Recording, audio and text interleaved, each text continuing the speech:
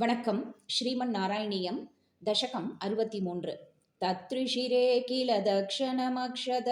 ஸ்தனிதஜ்ரும்பித கம்பித திக்தடாகா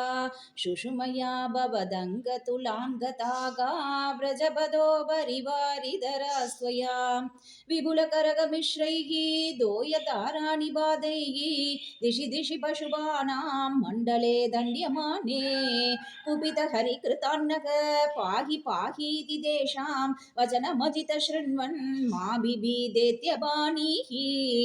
पुलहिय कलुकोत्रो दैवतं कोत्र शत्रोः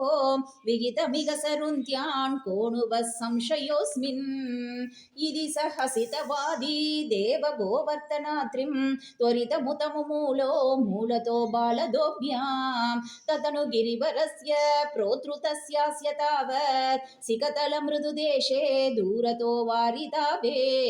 परिकर परिमिश्रान् तेनुगोबाणतस्तात् उपनिदददत्ताः हस्तपद्मेन शैलं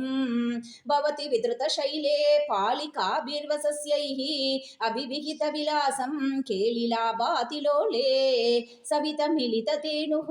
केकहस्तेन कण्डु यदि सदि पशुबालाः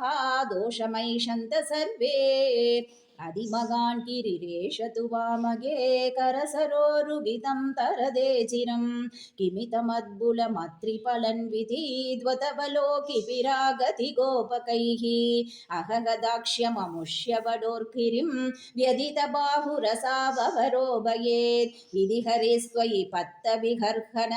द्ववससद्भकमुक्रमिवर्षयत् अचलति त्वयि देवपदात्पदं कलिद सर्वजले च कनोत्करे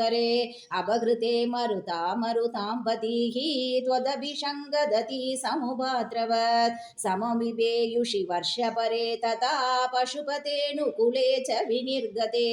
भुवि विभो समुपाहितभूतरः प्रमुदितै पशुभै परिरेभिषे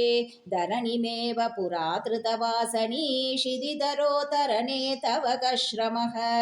इति नुदस्दिरिदिशै कमलापते कुरु पुरालय पालय मां गदात् नारायणाखिल गुरो भगवन्नमस्ते श्रीहरये नमः।